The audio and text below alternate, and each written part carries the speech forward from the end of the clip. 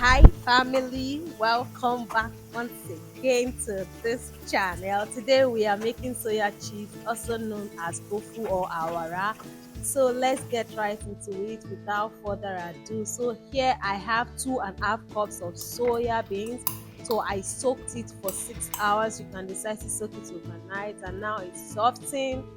Then I rinsed out the dirty water. Then I went ahead to pour it into my blender, and I added enough water.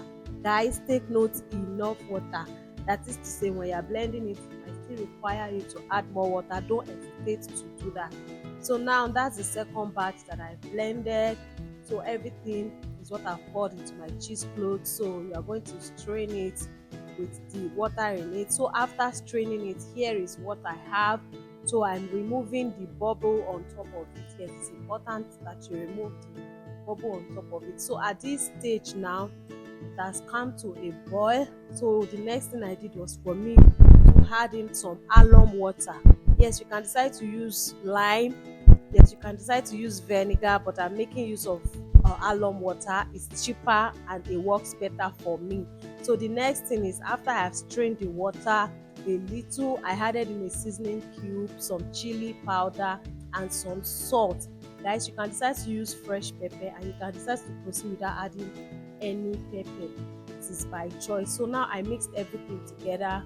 So I'm going to tie the clothes. Yes, the cheese clothes. I'm going to tie it in order to strain off all the excess water. Now that I've successfully tied it, you can see that it is still very hot. So now the next thing I'm going to do is to look for heavy stuff to place on it. So the first thing I added to it was a solid concrete, and then I added a very strong metal to it as well, in order to drain the water faster. So after 2 hours, I noticed that the water has drained to an extent. So I went ahead to bring it out, and I sliced it just the way you can see. So you cut it into smaller cubes, just like that, and that is it, guys.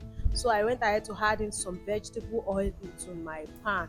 Then I'm going to fry it. So while I was frying this, I decided to air fry some as well, and the result wasn't all bad, but I think I'll stick with my frying method. I enjoy it more because the one I air fry was a little bit too dry, and we are still going to see. So that is the air fried one.